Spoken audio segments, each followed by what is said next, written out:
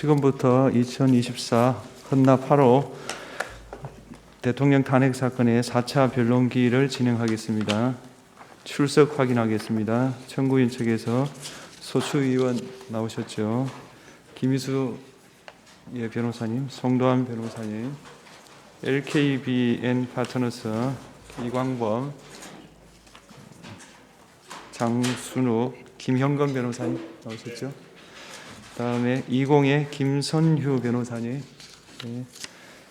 그다음에 시민의 김남준 변호사님, 도시 이금규 변호사님, 네. 다산의 서상범 변호사님, 클라스 한결의 박혁 이원재 변호사님, 김진환 변호사님, 세록의 전형호 황영민 변호사님, 김정민 변호사님, 예.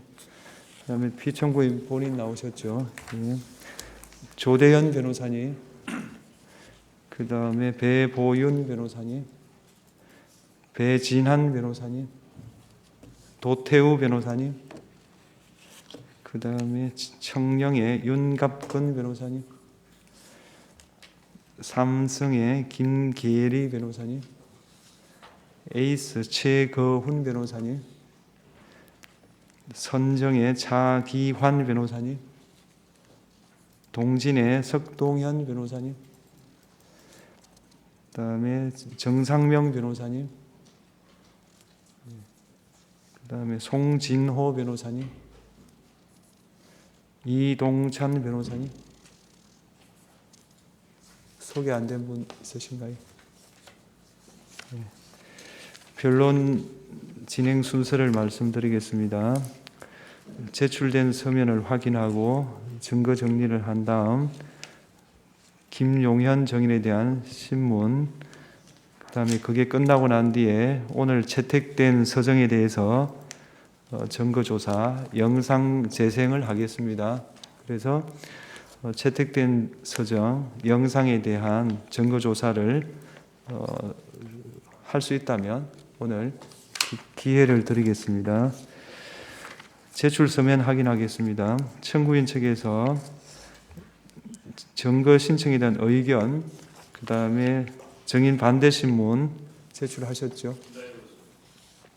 피청구인 측 1월 21일자 절차 진행에 관한 신청, 증거 제출, 그 다음에 1월 22일자 증거설명서 9 내지 12 증거 제출, 1월 22일자 소송 위임장, 그 다음에 1월 22일 국회에 대한 인정등본 송부 촉탁, 증거인부서, 선관위 서브 일부에 대한 감정신청서, 정인신청서, 서정교체 신청서, 1월 23일 증거설명서 13 증거 제출, 1월 23일 소송위임장 사임신고서 답변서 5 증거인부서 3 수정. 맞습니까? 하나만 부탁을 드리겠습니다. 딴 게 아니라 연구부에서 요청인데요. 이게 서정번호를 계속 이렇게 가지 번호를 이렇게 하시거든요. 아마 관련성 때문에 그러신 것 같은데 그거보다는 그냥 기존 번호를 그대로 놔두시고 새로운 번호를 매기시면서 이 증거와 관련돼 있다. 비고란에 써주시면 저희들 연구부가 이 정리하는데 도움이 된다. 그렇게 요청이 들어왔습니다.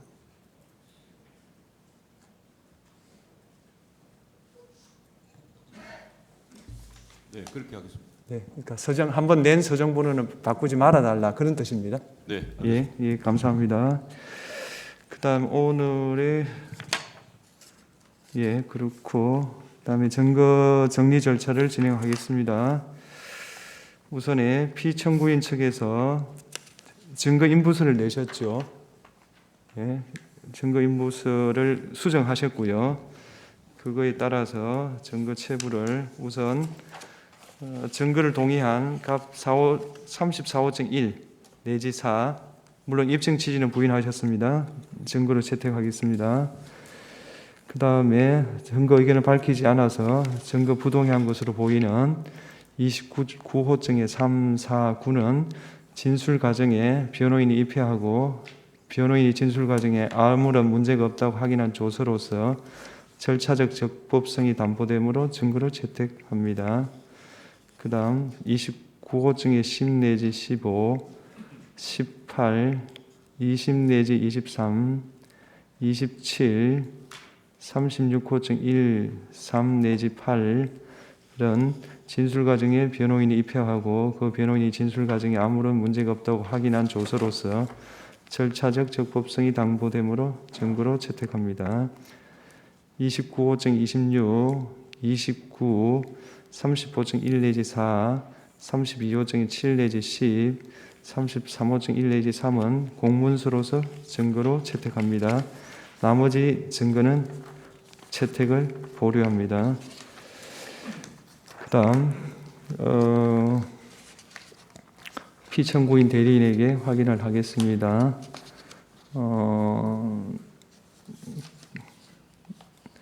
24호증이 4로 제출되어 있는 건데 그게 기존에 24호증 2까지 있었기 때문에 번호를 24호증 3으로 이렇게 수정하겠습니다. 그 다음에 77호증 1은 교체한 판결문으로 받겠습니다. 그 다음에 청구인 측이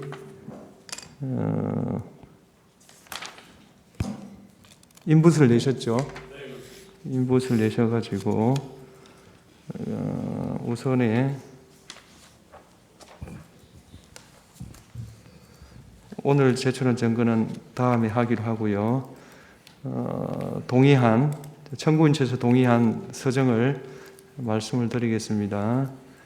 을 12호증 1 내지 3, 을 13호증 1 내지 을 16호증 1, 을 17, 을 18호증 1, 을 19호증 1, 을 20호증 1 내지 을 21호증 2, 을 21호증 4, 을 22호증 1, 을 23호증 1, 을 24호증 1, 2, 을 25호증 1, 2, 을 26호증 1, 29호증 2, 을 30호증 1, 2, 을 31호증 1, 2, 을 32호증 1 내지 33호증 2, 을 34호증 1, 을 35호증 내지 39호증 2, 을 40호증 1 내지 을 71호증 2, 을 76호증 1 내지 3, 을 77호증 1 내지 을 78호증 2,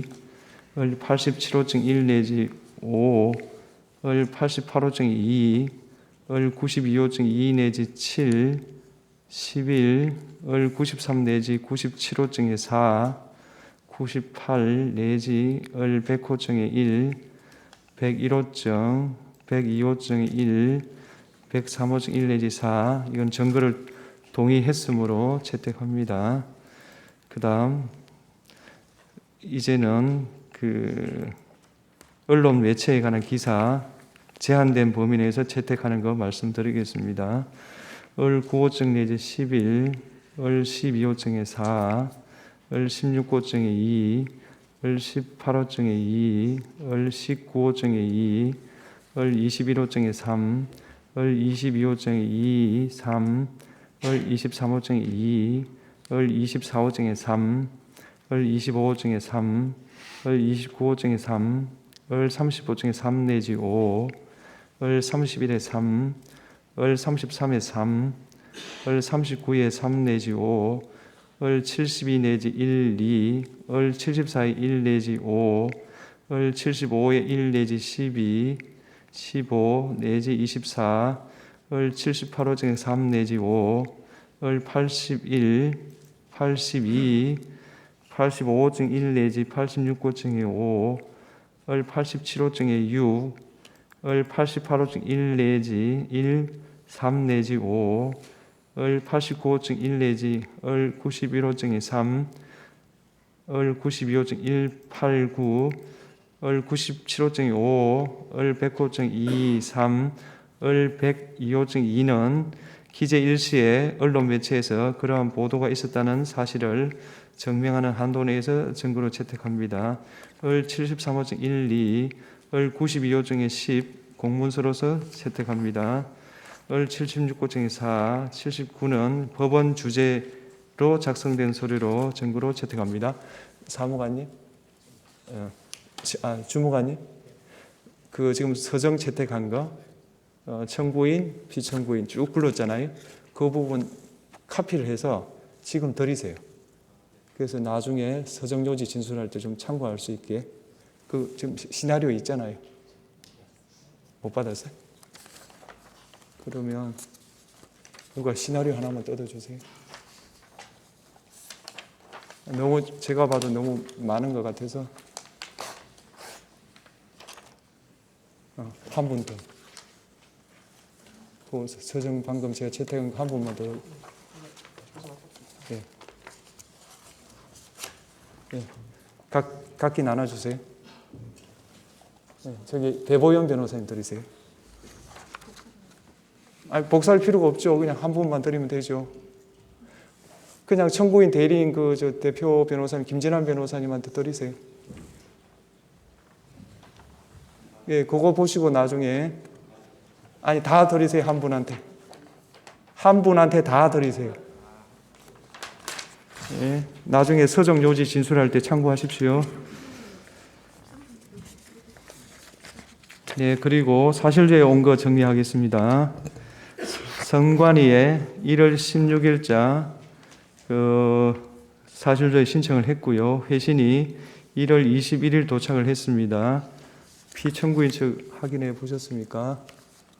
네. 예, 혹시 뭐 내용 고지가 필요합니까? 내용 고지는 저 증거조사 관련해서 좀 진술을 하겠습니다. 필요한 부분. 네. 왜냐하면 서정으로 내지 않는 한 네. 증거는 아니기 때문에 네. 예, 그러면 알아서 필요한 부분 내겠습니다. 알아서 판단하십시오. 예, 그다음 행안부 대통령실 국가정보원에 대해서는 사실조회 채택해서 사실조회서를 반송했고요. 그와 별개로 문서 송부 촉탁 보낸 것 중에서 국가정보원으로부터 1월 22일 날 회신이 왔는데 그게 2급 기밀 문서랍니다. 2급 기밀 문서라서 저희들이 그 지금 현재 열람 복사를 못 해드리고 있는데 저희들이 그 취급 인가 절차를 좀 마무리한 다음에 적당한 방법을 생각해서 한번 해보겠습니다. 네, 알겠습니다. 예, 국정원에서 그렇게 2급 비밀이라고 왔기 때문에 저희들이 그냥 드릴 수는 없습니다. 네. 예. 그 다음에 국회에 대한 인정등본 송부 촉탁 신청을 했지 않습니까? CCTV 보자는 거. 네. 그거는 채택을 하겠습니다. 인정등본 그 사무관은 발송을 하십시오. 그 다음에 선관위 서부 일부에 대한 감정 신청은 차후에 재판부 평의, 내일 평의를 거칠 예정입니다. 그 다음 정인 신청 관련해서 백종욱 정인 신청을 했는데 이것도 내일 평의를 거쳐서 체부를 결정하겠습니다. 예, 여기까지 대해서 의견 있으십니까? 선관위 부분 사실조회 회신과 관련해서 예. 일부 조금 유보적인 것이 예. 뭐 지방 전체적으로 이렇게 회신을 받아야 된다라는 부분이나 이런 부분을 저희들이 검토해서 추가로 다시 사실조회 신청할 걸 검토해 보겠습니다. 예, 그러시다면 예. 그거는 그때 가서 검토하겠습니다. 혹시 정인 오셨습니까? 예, 하셨습니까? 그러면 시간이 좀 이런데 정인심을 해도 되겠습니까? 예. 이걸 좀 진술할 시간을 주셨으면 좋겠습니다. 10분 이내면 되겠습니다. 예, 알겠습니다. 그러면 우선 청구인 측에도 서면 진술이 필요하십니까? 저희는 오늘 준비된 건 없습니다. 없고요. 예, 알겠습니다. 그럼 피청구인 측에서 10분 범위 내에서 진술하십시오.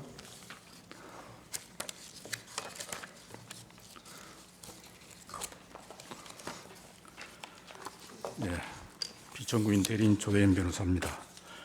지난 기일에 재판부에서 질문하신 내용과 청구인 측에서 주장한 내용에 대해서 답변하고자 합니다. 첫째로 이 사건 비상계엄은 처음부터 반나절 계엄이었고 국민들이 경각심을 호소하기 위한 것이었습니다. 피청구인 대통령은 국회 절대다수 의석을 장악한 민주당의 국회 권력 남용과 국회의원 선거의 부정 의혹으로 인하여 국민주권의 헌법 질서가 무너질 위기에 처했는데 이를 해결할 통상적인 수단이 없다고 판단하여 비상계엄을 선포하였습니다. 피청구인 대통령은 법률 전문가이고 평생 검사로 일해왔습니다. 야당인 민주당이 국회의석의 절대 과반수 의석을 장악하고 있기 때문에 피청구인이 비상계엄을 선포하여도 민주당이 곧바로 계엄 해제 안건을 상정해서 통과시킬 것이고 이에 따라 계엄을 해제해야 할 것이라는 점을 피청구인은 잘 알고 있었습니다. 그렇다고 헌정 질서를 수호할 책임이 있는 대통령이 수수방관할 수는 없었습니다.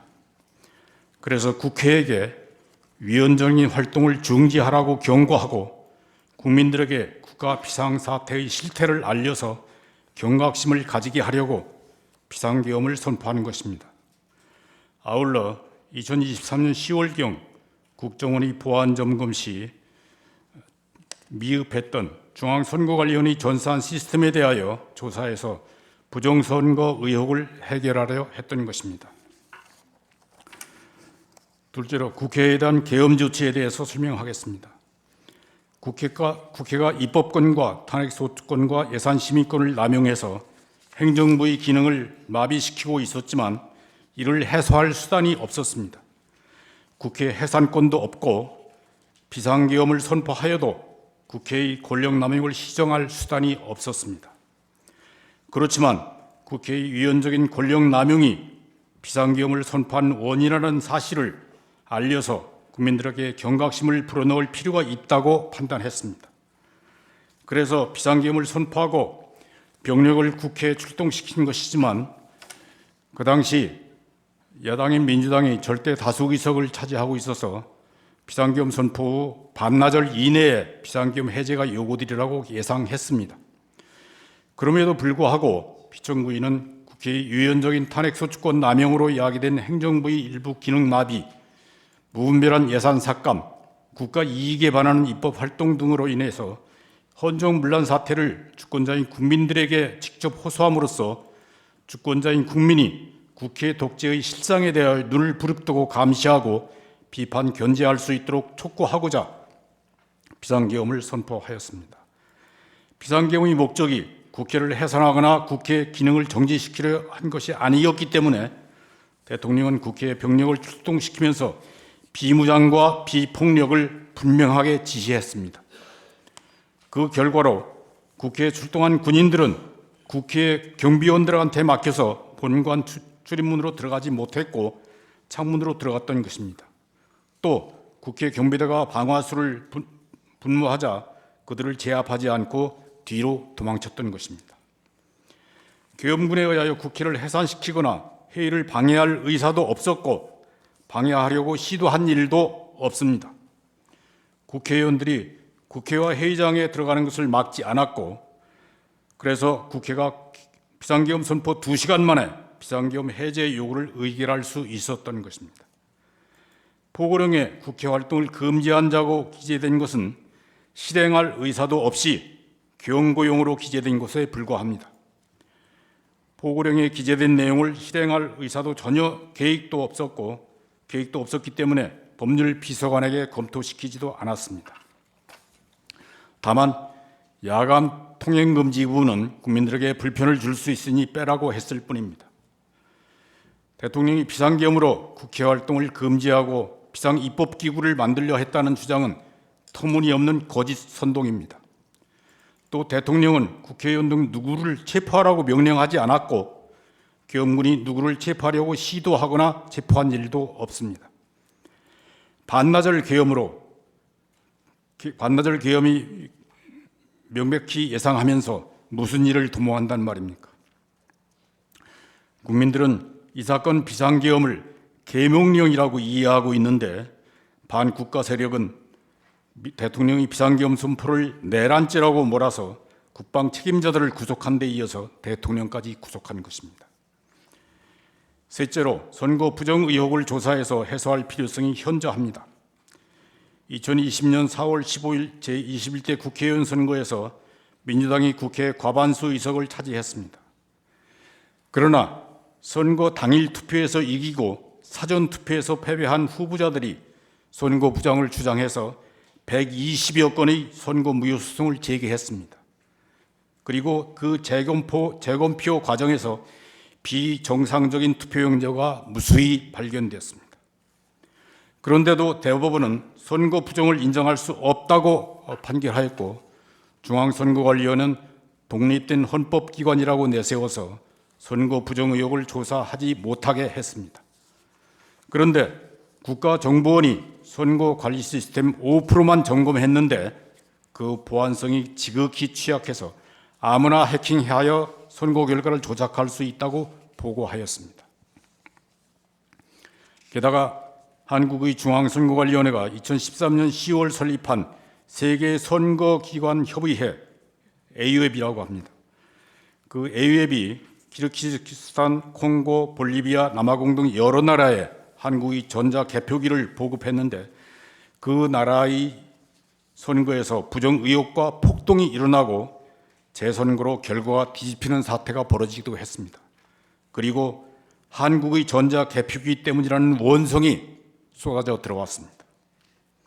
그들 나라들은 대부분 중국의 1대1로 주변 국가들이고 중국이 중국의 국익을 위해서 영향력을 확대하고 있는 나라들입니다.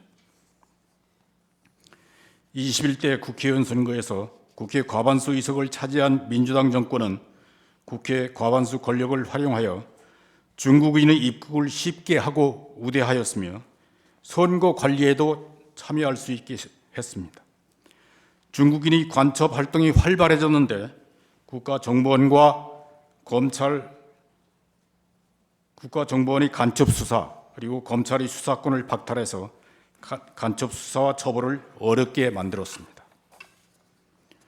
그리고 2024년 4월 20일 제22대 국회의원 선거에서도 민주당이 과반수 의석을 차지하였고 그들의 독재 현상은 더욱 심해졌습니다. 대통령이 재의 요구하여 부결된 법률안을 다시 의결하였고 탄핵 사유도 없이 탄핵 소추권을 남발하여 국가기관의 직무를 정지시켰습니다. 대통령과 검찰과 감사원의 활동 예산을 삭감해서 국가 기능을 정지시켰습니다. 국방 예산을 삭감하여 북한의 미사일 도발에 대비하지 못하게 했습니다. 국회 과반수 세력의 유연적인 활동은 여당과 협의하지 않고 국민들의 뜻을 무시하는 일당 독재였습니다. 그들은 국민들의 눈치를 보지 않더라도 다음 선거에서 당선될 수 있다는 자세로 유화 독존하였습니다.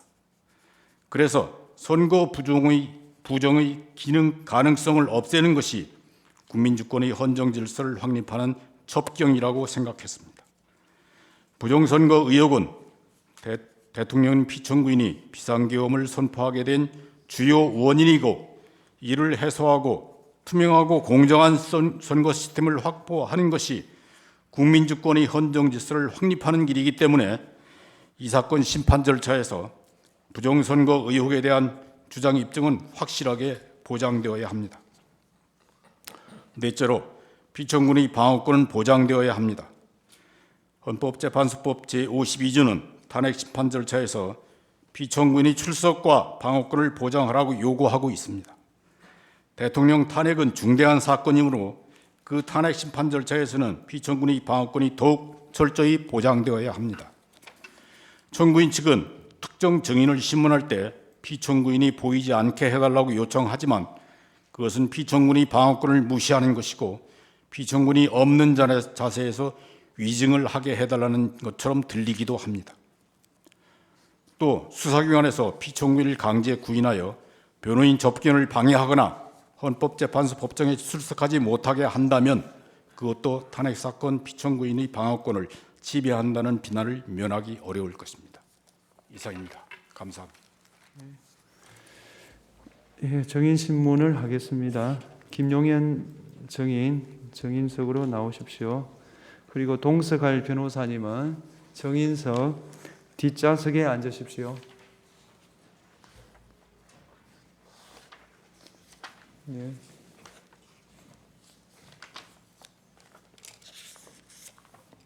됐습니다.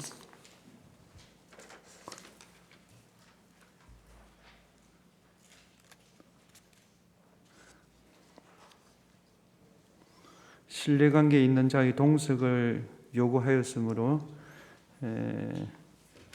그 김용현 대리인을 정인석 뒷자리에 앉게 하겠습니다.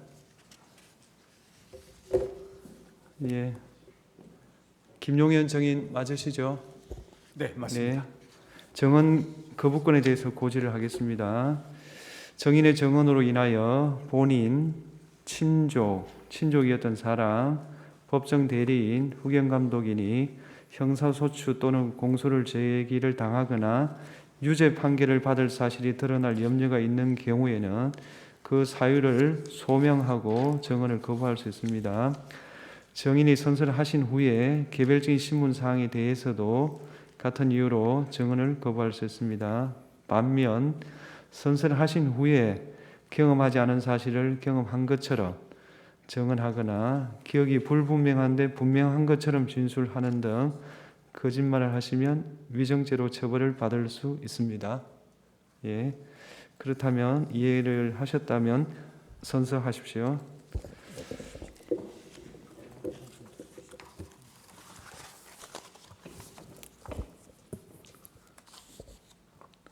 선서. 양심에 따라 숨김과 보탬이 없이 사실 그대로 말하고 만일 거짓말이 있으면 위정의 벌을 받기로 맹세합니다. 정인 김용현. 네, 앉으십시오. 정인 신문 그 요령에 대해서 말씀드리겠습니다. 이건 이 정인에 해당되는 국한되는 이야기가 아니고 모든 정인에게 적용될 일종의 표준이라고 생각하시면 되겠습니다. 주신문은 30분, 반대신문은 30분, 재주신문 15분, 재반대신문 15분입니다. 일단 시간이 끝나면 그 해당 질문을 마무리해 주시고 남는 문제는 그 다음 단계에서 예를 들면 재주신문 단계에서 질문을 해 주시면 재판 진행하는데 도움이 많이 될 것 같습니다. 어차피 청구인 정인도 있고 피청구인도 정인도 있기 때문에 이 표준을 따르신다면 공평한 진행이 될 수 있을 것이라고 생각합니다. 먼저 피청구인 측에서 주신문 하십시오. 30분입니다. 예, 시작하겠습니다. 증인은 대통령에게 12월 3일 비상계엄 선포를 건의한 사실이 있죠. 예, 그렇습니다. 대통령은 증인에게 미래 세대에게 제대로 된 나라를 물려줘야 하는데 야당의 횡포가 극심해 답답하다는 심정을 자주 토로하셨죠. 예, 그렇습니다. 특히 대통령께서는 거대 야당이 국민의 삶과 민생에는 전혀 관심이 없고 오직 세 가지 방탄, 탄핵, 특검 여기에 매몰되어 있는 것에 대해서 굉장히 우려를 많이 하셨고 안타까워하셨습니다. 예, 그렇습니다. 그 거대 야당 민주당은 수적 우세를 무기로 대통령 집권 초기부터 고위 공직자 줄 탄핵으로 행정부처를 마비시켰고 위헌입법 남발, 핵심 국정과제 수용을 위한 예산 대폭 삭감 등으로 대통령의 손발을 묶고 돈줄까지 차단하는 폭거를 저지르는 데다가 국가안보를 위한 간첩죄 개정을 반대하고 야당의 비리를 조사한 감사원장과 서울중앙지검장까지 탄핵하게 이르고 또 심지어 상임위 또는 국감에서 정보위원을 심하게 모욕을 주고 공직자로서 위축을 시키는 등의 야당의 국적 침탈이 이미 국정 마비의 수준을 넘어서 민주주의의 기본 원리인 상권 분립을 위태롭게 하는 국헌문란의 지경에 이르러 대통령은 증인에게 계엄의 형식을 빌려 망국적 위기 상황을 주권자인 국민에게 알리기 위해 대통령의 헌법상의 권한인 비상계엄을 이라는 형식을 통해서 강력한 대국민 호소를 해야 되겠다라고 생각해서 계엄 준비를 지시하셨죠. 그렇습니다. 대통령께서는 22번의 불법적인 탄핵 발의에 대해서 이것은 우리 헌정사에도 없지만 이 지구상의 어느 나라에도 이런 사태가 없다. 이건 초유의 사태다. 그러시면서 이것은 정말 의회 독재의 폭거다. 그렇게 말씀하셨고요. 이와 함께 재판 결과가 자기 마음에 안 든다고 해서 불리하다고 해서 해당 판사를 탄핵하겠다고 급박을 하고 또 자기와 관련된 수사를 하고 있는 검사를 무더기로 탄핵을 하고 이렇게 하면 사법 정의가 제대로 서겠는가? 그리고 행안부 장관을 비롯해 가지고 방통위원장은 3번에 걸쳐서 탄핵 시도가 있었고 그것도 모자라 가지고 방통심의위원회를 아예 그 기능을 마비시키기까지 했습니다. 그리고 자기를 감사한다고 자기 관련된 사건을 감사한다고 해서 감사원장까지 탄핵을 하고 이거는 정말 선을 넘은 것이다. 예. 그러면서 이제 이 행정부의 이런 어떤 그 기능까지도 마비시키는 그런 사태에 대해서 우려를 하셨고요. 예. 그리고 특히 예산 그 사건과 관련해 가지고도 이런 어떤 거의 4조 원이 넘는 그런 어떤 그 청년 일자리 예산 그리고 그 대왕고래 시추 예산 이것이 다 전액 삭감되고 또 K 원전과 관련된 거, 그다음 아이돌봄에 관련된 거, 그다음에 또 심지어는 우리 군의 그 초급 간부들 처우 개선 예산까지 전부 다 삭감을 해버린 걸 보시고 이거는 단순한 예산 삭감이 아니라 우리 국민의 삶을 약탈하는 거다. 이건 국민 약탈 행위다라고 말씀하시면서 대통령으로서 나는 이건 더 이상 묵과할 수 없다. 그런데 어떻게 견제할 수 있는 수단이 없다. 그 방법이 한 가지 있는 것이 바로 비상계엄밖에 없었다. 그래서 참 피를 토하는 심정으로 대통령께서 비상계엄을 결심을 하시게 된 것입니다. 예, 알겠습니다. 계엄 준비를 지시하라는 대통령의 지시에 정의는 대통령의 비상계엄 선포에 필요한 준비를 하셨죠. 예, 그렇습니다. 국무회의에 대해서 질문하겠습니다. 그 소초인 측은 비상계엄 선포 당일 비상계엄 안건이 의안으로 제출되지 아니하였고 또 비상계엄 선포에 대한 대통령의 일반적인 통보만 있었을 뿐이라고 하는데 사실인가요? 그렇지 않습니다. 그럼 다음 질문하겠습니다. 네. 비상계엄 선포문은 참가했던 국무위원들에게 모두 배포되고 심의한 건 맞죠? 예, 제가 직접 했습니다. 대통령실에서 국무위원들을 소집했고 약 20시 경부터 국무위원들이 한두 명씩 모이기 시작했고 국무위원들은 마지막으로 장관 오영주가 24년 12월 3일 22시 17분경에 도착하면서 국무위원 구성원 11명이 모이게 됐고 의사 종족서를 충족하게 되었고 국무회의 심의를 거쳐서 계엄을 선포하게 된 것이죠. 그렇습니다. 오랫동안 심의를 한 사람들은 한 2시간 넘게 심의했죠. 2시간 반 정도 했습니다. 예. 배포된 계엄 선포문에는 죄송합니다. 네. 다시 1시간 반 이상 했습니다. 1시간 반 이상입니까? 네. 예, 알겠습니다. 배포된 계엄 선포문에는 어떤 내용이 기재되어 있었습니까? 계엄 선포 사유와 계엄의 종류 그리고 계엄 일시, 계엄 지역 그리고 계엄 사령관 등이 기재되어 있었습니다. 예. 비상계엄은 매우 전격적이고 보완이 필요한 사항이라 배포에 대해서는 국무회의 규정 제3조 제4항 및 제5항에 따라서 긴급한 의안이면 미리 제출할 필요가 없는 것이고 따라서 배포하지 않고 당일에 배포한 것이 맞죠. 예, 그렇습니다. 당시 국무회의 의사록이 작성되었는지 묻고 싶습니다. 그거는 사실 행안부 소관이라 제가 좀 제대로 알지는 못하고 있고요. 다만 그 회의 결과에 대한 결과물은 남아 있는 것으로 알고 있습니다. 예, 알겠습니다. 네. 당시 대통령은 안건에 대해 일방적으로 통보한 것이 아니었고 심의 당시 총리, 경제부총리, 그다음에 외교부 장관의 반대 의견까지 충분히 청취하는 등 심의를 거친 후에 계엄을 선포한 것이 맞죠? 예, 그렇습니다. 제가 거기 함께 있었기 때문에 정확히 아는데 20시 30분 경부터 국무위원들이 도착하기 시작했습니다. 예. 그래서 그때 20시 30분 경부터 도착해서 22시 15분 정도까지 그 대통령실에서 같이 이렇게 국무위원들 오는 대로 심의를 했습니다. 그래서 1시간 30분 넘게 순차적으로 심의가 이루어졌다고 보시면 되겠습니다. 당시 국무위원 중에는 시민 저항과 유혈 사태를 우려하는 국무위원도 있었는데 그때 대통령께서 절대 그런 일은 있지 않을 것이다라고 또 설득도 하고 또 말씀도 하셨죠. 국무회의 과정에서. 예, 그렇습니다. 증인이 국무회의 당일 경제부총리 최상목에게 꼭 쪽지를 건넨 사실이 있습니까? 예, 있습니다. 그런데 제가 직접 건네지 못하고 예. 최상무 그 재경부 장관이 좀 늦게 왔습니다. 예. 그래서 제가 직접 만나지 못해서 실무자를 통해서 전했습니다. 예. 누가 작성한 것입니까? 쪽지는? 제가 작성했습니다. 예. 그 내용이 어떤 내용입니까? 첫 번째는 예비비 확보에 대한 것이었던 것으로 기억하는데요. 예.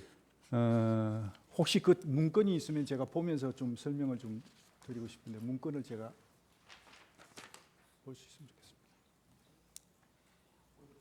직접. 네, 직접 전달.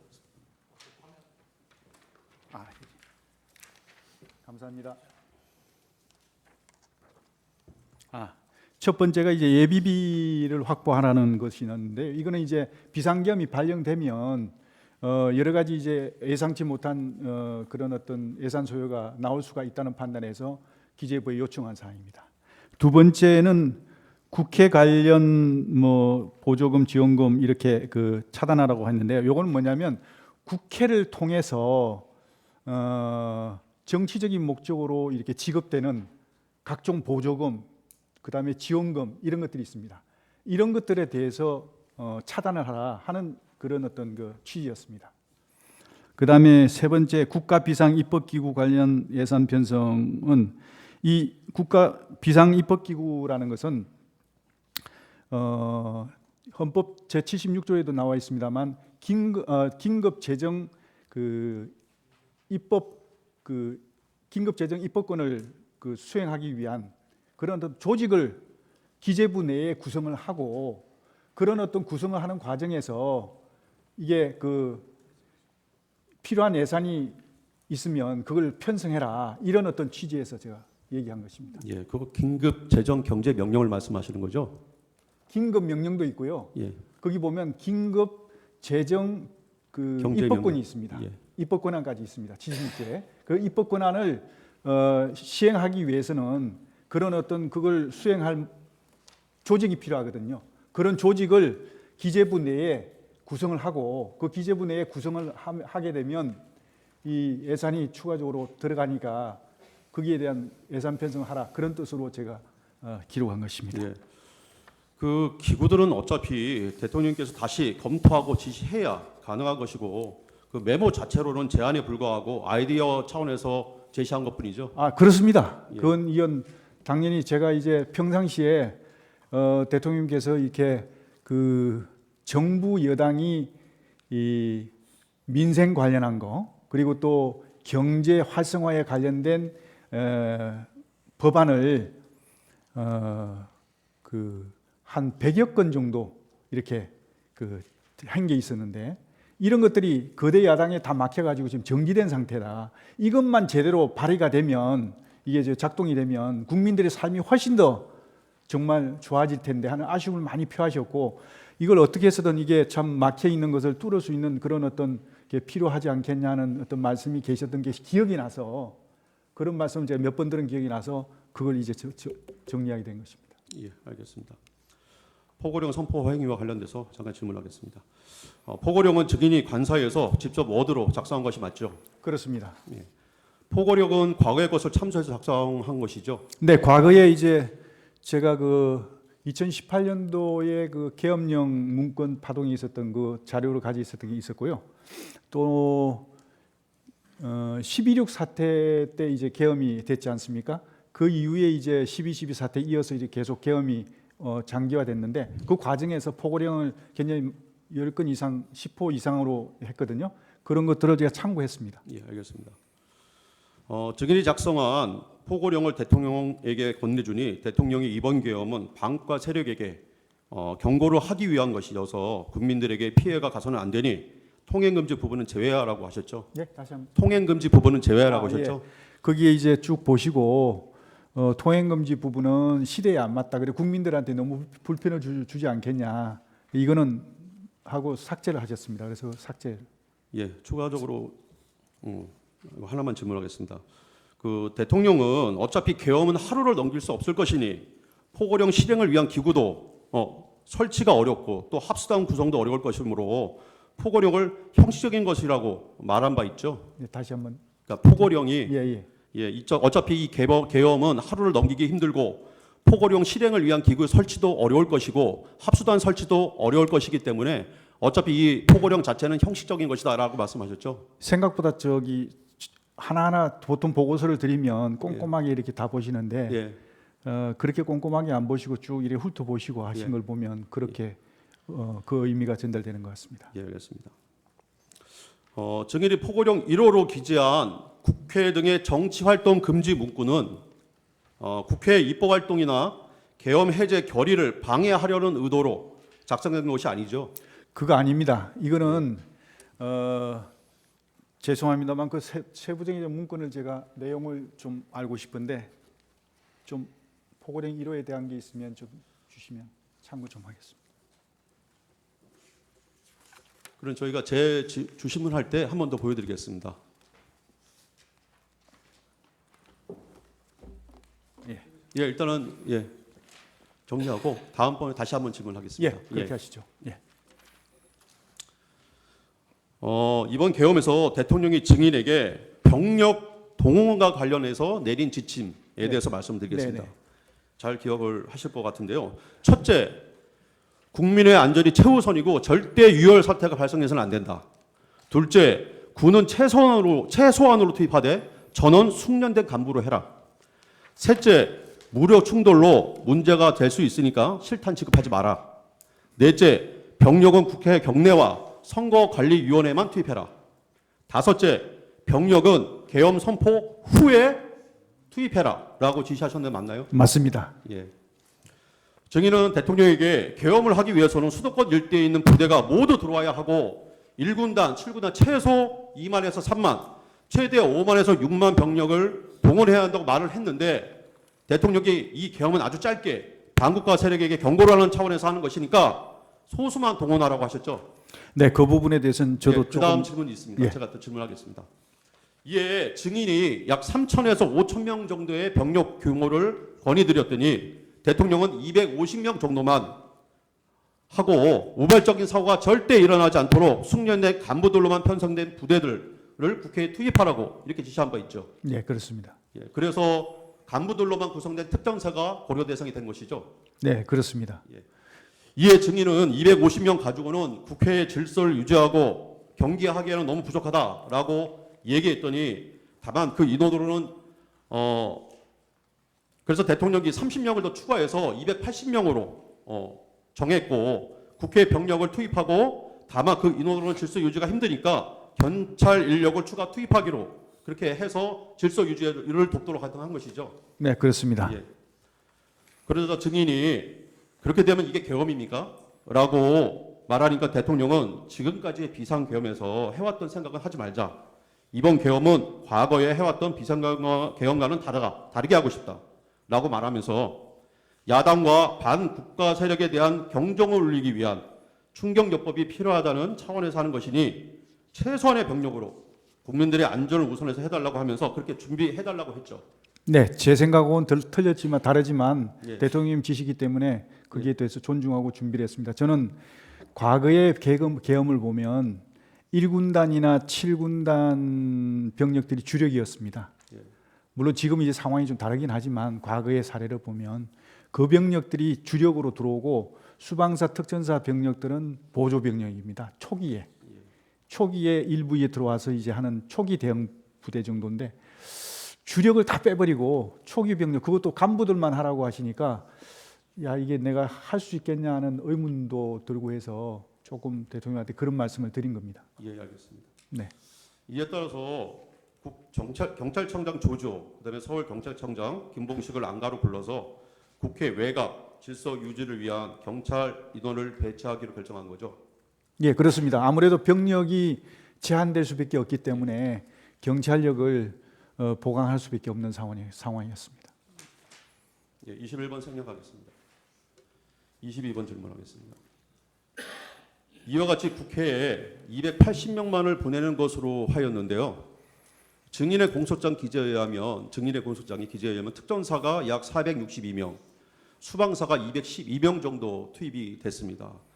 대통령이 지시한 병력보다 많은데 이렇게 많은 인원이 투입된 이유가 뭔가요? 아, 그거는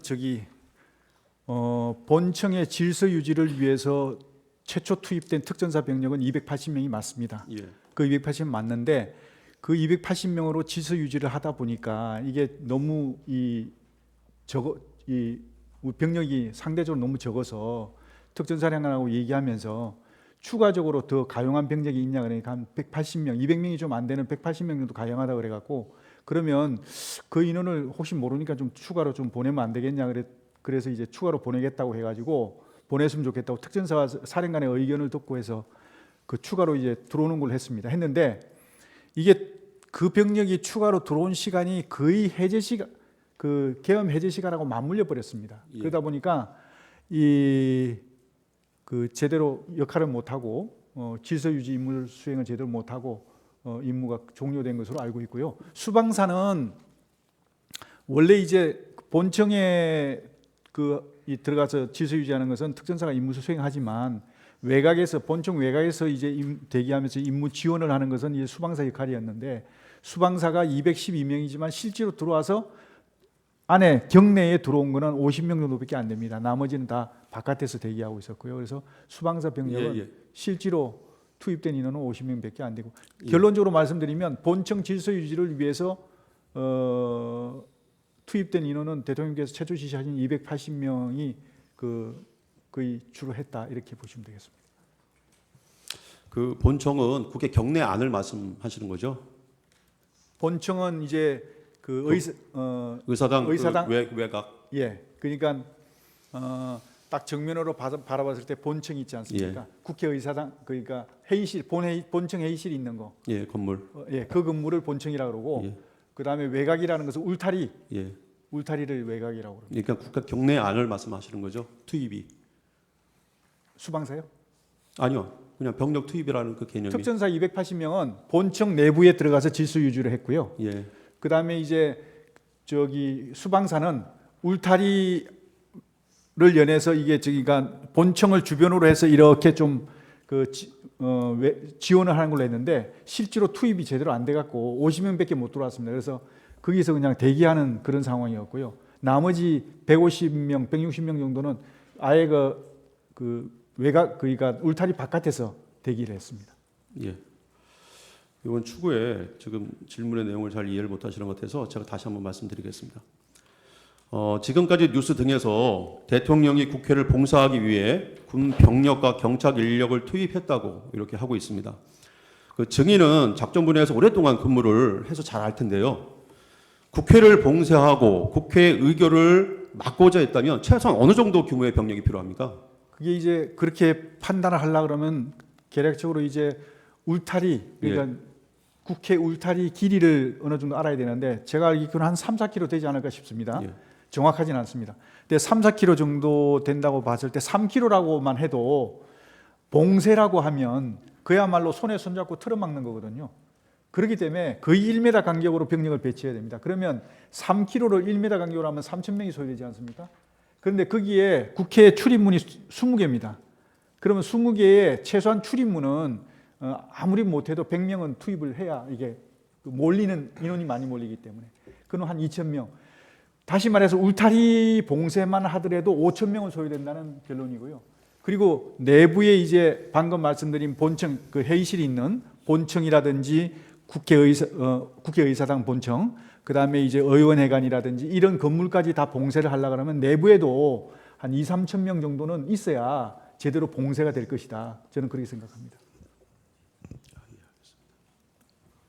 그래서 종합적으로 보면 외곽과 내부까지 하면 7,000명 내지 8,000명 정도 투입이 돼야 국회 봉쇄가 가능할 것이다. 이렇게 저는 판단합니다. 하겠습니다. 그 418차 국회 국방위원회 진술과 그때 국회 내란 국조특위에서 당시 출동한 특전사령관, 수방사령관, 1공수여단장, 707 부대장 등은 지휘관들이 일관되게 국회에 투입한 병력이 실탄을 휴대한 사실이 전혀 없다라고 진술하고 있는데요. 출동한 부대가 실탄을 휴대한 바 없죠? 예, 개인 휴대를 하지 않았습니다. 애당초 대통령께서 지침을 개인 지급하지 말고 개인 휴대하지 말라고 했기 때문에 다 일괄적으로 그렇게 통일을 했고요. 근데 이게 자꾸 헷갈리는 게 뭐냐면 군 부대가 출동을 하게 되면요. 기본적으로 개인 하기하고 실탄을 휴대하는 건 기본입니다. 근데 개인 하기는 놔두고라도 실탄을 휴대하는 방법은 두 가지입니다. 어떻게 하느냐면 실탄을 휴대하는 것은 개인에게 실탄을 지급해서 개인이 휴대하는 방안이 있고요. 또 하나는 대대급이나 대급에서 통합 보관을 하고 있다가 필요할 때 지급하는 방법이 있습니다. 그런데 이번에는 안전 문제 때문에 개인에게 지급하지 않고 통합 보관했다는 것입니다. 예. 그래서 이거를 자꾸 이제 언론에서도 왜 실탄 가져갔는데 안 가져갔다 그러냐 이렇게 얘기하는데요. 가져가긴 가져갔죠. 그런데 통합 보관했다는 겁니다. 통합 보관해서 대대급이나 대급이 그 통합 보관한 상태에서 휴대를 한 것이죠. 그런 차이가 있다. 개인이 휴대한 바는 없지 않습니까? 그렇습니다. 그 예. 개인 휴대 안 한 것은 안전 때문에 안 한 겁니다. 예, 알겠습니다. 네. 비상계엄 시에 특전사령관 곽종근은 증인이 곽종근에게 국회로 출동해서 국회 시설을 확보하고 경계하라고 지시하였다고 국회 국방위 등에서 진술하였는데요. 그런 사실은 있죠. 예, 그렇습니다. 시설을 확보하고 경계해라라는 의미가 국회를 봉쇄하라는 뜻입니까? 그렇지 않습니다. 봉쇄라고 하면 조금 전에도 말씀드렸지만 그야말로 손에 손잡고 꽉 틀어막아서 아무도 못 들어오게 만드는 거, 그걸 봉쇄라고 합니다. 예. 그렇게 봉쇄하는 것이고, 그렇기 때문에 봉쇄를 하려고 그러면 그만큼 병력이 많이 소요됩니다. 하지만 이제 확보하고 경계하라는 뜻은 질서 유지에 반하는 인원들이 혹시 접근하는 것을 잘 살펴보면서 경계를 하고 그거 어떤 질서 유지에 반하는 인원들 오면 차단을 시키고 그리고 출입하는 것도 선별적으로 출입을 할 수 있는 시켜도 되는 사람과 안 해야 될 사람을 선별해서 할 수 있도록 하는 게 바로 확보 및 경계입니다. 예, 저희가 좀 시간이 조금 모자라가지고요. 예, 일단은 뭐 간단한 질문들은 예, 아니로 좀 대답을 해주시고, 예, 추가적으로 저희가 보충 질문이 필요한 부분은 보충하겠습니다. 예. 예. 그 증인의 공소장에 보면은 증인이 수방사령관 이준호에게 비상계엄이 선포되면 국회 봉쇄하고 침투에 관한 임무를 줬다 이렇게 기재되어 있어요. 공소장에. 정작 수방사령관 이준호는 국회 국방위에서 최초 임무는 국회를 경계하는 것이었다라고 말했는데 이런 이준호 말에 비춰 보면은 국회를 봉쇄하고 침투해라라고 임무를 줬다는 것은 거짓이죠. 침투와 봉쇄는 상황에 안 맞습니다. 예 아니로만 네. 대답하십시오. 비상계엄 시 민주당사와 여론조사 꽃으로 출동은 증인이 지시한 겁니까? 네, 다시 한번. 비상계엄 시에 병력 출동과 관련돼서 민주당사와 여론조사 꽃으로 출동은 증인이 지시한 게 맞습니까? 예, 그렇습니다. 예. 대통령은 처음부터 병력은 국회와 선거관리위원회만 보내라고 지시를 했는데요. 대통령은 병력이 민주당사와 여론조사 꽃으로 이동하고 있다는 말을 듣고 화들짝 놀라서 누가 그곳으로 병력을 보내라고 했냐. 병력 이동을 중지시키라고 지시하셨고 그래서 그곳에는 병력이 투입됐다가 말았죠. 예, 그렇습니다. 대통령은 어차피 국회의 계엄 해제를 막을 수는 없는 것이니까 계엄 당시 의회 출입을 통제하지 말라고 증인에게 지시했고 증인도 이 지시 내용을 예하 지휘관들한테 모두 전파했죠. 예, 예, 대통령께서 아니요, 좀 간단히 예. 좀 보충 설명이 아, 필요할 예, 것 같습니다. 대통령께서 의원들 24시경에 전화를 주셔갖고 예. 대통령께서 의원들 출입하는 것은 차단하지 마라, 예. 막지 말라고 말씀하셨습니다. 그래서 지시를 받고 제가 바로 이제 특전사령관한테 전화를 해서 지금 상황이 어떤지를 쭉 파악해 보니까 이미 국회의원들이 들어오는 그 통로는 질서 유지가 된 상태에서 출입이 다 통제를 안 하고 차단이 안 돼 있습니다. 다 들어가도록 저거 없이 예. 허용이 돼 있었습니다. 그래서 추가적으로 그건 지시할 필요가 없고 다만 이제 반대쪽에 거기에 지금 엉켜가지고 여러 가지 안전 문제가 있어서 그것 때문에 저는 신경을 썼습니다. 예, 알겠습니다.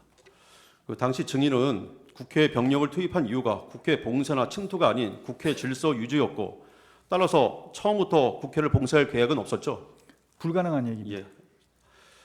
예. 증인의 공소장에는 대통령이 수방사령관 이준호에게 2024년 12월 4일 00시 30분부터 01시경까지 경에 전화를 해서 본회의장으로 들어가서 사명 일개조로 한 명씩 들쳐업고 나와라 라고 지시했다고 기재되어 있습니다.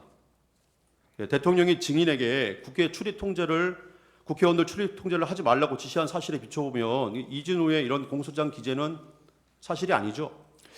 제가 이해가 안 가는 게 24시경에 대통령께서 전화 주셔갖고 국회의원들 출입하는 것은 차단하지 말고 막지 마라 그렇게 말씀을 하셨는데 불과 20-30분 후에 반대되는 말씀을 하셨다는 게 이해가 안 갑니다. 그리고 또 그런 지시를 하시려면 저를 통해서 하시지 않았겠습니까? 예, 알겠습니다. 다음 질문하겠습니다. 국회 소추단 주장과 검찰 공소장에 따르면 대통령이 또다시 수방사령관 이준호한테 전화해서 아직도 못 갔냐? 뭐 하고 있냐? 문 부수고 들어가서 끌어내. 총을 쏴서라도 문 부수고 들어가서 끌어내라. 라고 지시한 것처럼 기재되어 있습니다. 근데 같은 공소장 기재의 내용에 의하더라도 당시 수방사 병력 중에 35특임대 37명만이 겨우 국회 울타리를 넘은 상태였고 나머지 병력은 다 여의도 한강공원, 그다음에 인근 도로, 서강대교 위에 위치하고 있었습니다. 또 이에 그 작전에 직전에 대통령도 수방사령관 이준호한테 전화를 해가지고 국회 상황을 물었고 이에 그 이준호가 시민들이 많아서 국회를 들어갈 수 없다는 보고를 이미 받은 상태였는데 또 실탄을 소지한 병력은 단 한 명도 없었고 대통령이 실탄을 소지하지 말라고 강조해서 지시까지 또 하였고 또 군 지휘관들은 국회 증언이라는 데서 실탄을 소지한 바 없다고 증언까지 한데 했었는데 총을 쏴서라도 지시를 했다는 것은 납득할 수 없는 거죠. 맞습니다. 예. 그 증인의 공소장에 보면 대통령이 공안시 03분경에 그러니까 이미 계엄 해제가 요구안이 다 통과되고 난 다음입니다. 수방사령관 이준호에게 또 전화를 해서 국회의원이 190명 들어왔는데 실제로 190명 들어왔다는 것은 확인도 안 되는 것이니 그러니까 내가 계엄 선포 전에 병력을 미리 움직여야 된다고 했는데 다들 반대해서 안 됐다. 그러면서 그래도 내가 2번, 3번 계엄령 선포하면 되는 거니까 계속 진행해. 이렇게 지시했다고 기재되어 있는데요. 이는 사실과 다르죠. 그것도 이해할 수 없습니다. 예, 그렇죠. 국회 요구 의결이 1시에 있었는데 01시 3분에 어떻게 이런 지시를 하겠습니까? 그 다음 질문하겠습니다. 대통령은 계엄 선포 후에 병력을 투입하고 지시한 바 있어 계엄 선포 전에는 병력을 움직였어야 된다라고 하는 말은 사실과 다르죠. 그렇습니다. 예. 대통령이 짧게 경고성 계엄을 한다고 누차 강조한 점에 비춰보면은 계엄을 2번, 3번 한다라고 말했다는 건 사실이 아니죠. 그렇습니다. 예. 증인의 공소장을 보면 2024년 12월 4일 00시 20분경에 대통령이 특전사령관 곽종근에게 아직 국회 내에 의결 종족수가 안 채워진 것 같으니 빨리 국회 안으로 들어가서 의사당 안에 있는 사람들을 데리고 나와라. 문짝을 도끼로 부수고서라도 안으로 들어가서 다 끄집어내라. 라고 지시하였다는데요. 특전사령관 곽종은 국회 국방위와 내량규명 국조특위에서 대통령이 도끼라고 말한 것은 듣도 보지 못했다고 얘기를 했습니다. 일관되게 진술하고 있어요. 또 대통령이 국회 출입을 통제하지 말라고 지시한 점에 비춰보면은 이런 곽종근에 관한 증인의 공소장 기재는 객관적인 사실과도 부합하지 않죠. 네, 그렇습니다. 예. 그 증인의 공소장을 보면은 2024년 12월 4일 00시 20분에서 00시 35분경에 증인이 특전사령관 곽종근에게 국회의원 150명이 안 되도록 막아라. 빨리 국회의사당 문 열고 안으로 들어가서 국회의원들 데리고 나와라. 라고 증인이 이런 말을 곽종근한테 실제로 한 사실이 있습니까? 없습니다. 예. 곽종근은 계엄 이후에 얼마 안 돼서 민주당 김병주 국회의원이 운영하는 김민중 TV라는 유튜브 채널에 나가서 바로 계엄 직후입니다.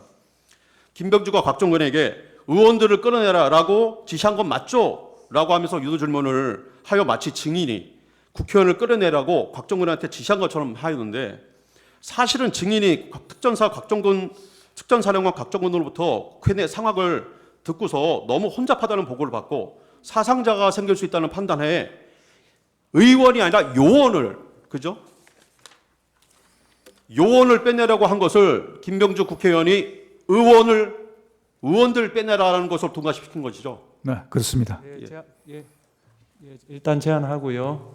청구인 대리인 반대 신문 30분 하십시오. 네, 재판장님 자리 좀 변경을 허락해 주셨습니다.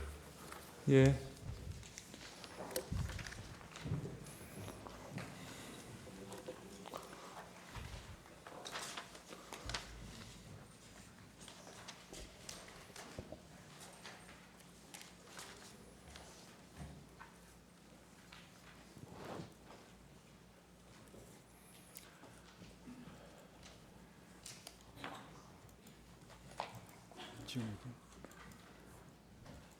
재판장님 건의사항이 있습니다. 네.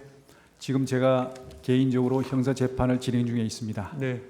지금 이제 그 반론 질문을 임하게 되면 네. 사실이 왜곡될 가능성이 매우 높습니다. 네. 따라서 전 정인 신문을 거부하고 싶습니다. 근데 본인이 진술한 거는 해야 되지 않겠습니까? 네. 본인이 주신문에 답변한 거는 답변을 해야 이게 맞을 거 아니에요. 주신문에 제가 답변을 드리는 건 사실은 정원 거부를 하지 않은 것은 대통령께서 비상계엄이라는 자체가 대통령님의 헌법에 보장된 고유 권한이라 그런 차원에서 제가 정언을 해드리는 것이 마땅하다라고 생각이기 때문에 거부권을 제가 포기한 것이고요.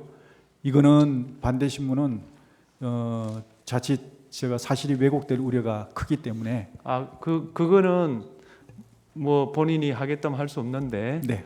그럴 경우에 일반적으로 판사들은 그 정인의 신빙성에 대해서 네. 낮게 평가합니다. 그건 알아서 하십시오. 제가 뭐 정인을 강요할 권한은 없죠. 네. 죄송하지만 뭐 그렇다 하더라도 정언은 거부하겠습니다. 그러면 지금 피청구인 측에서 지금 추가로 신문할 사항도 있는데 그건 어떻게 하시겠습니까? 어디? 지금 다 못하셨거든요. 예, 그거는 피청구인이 하는 거는 하겠습니다.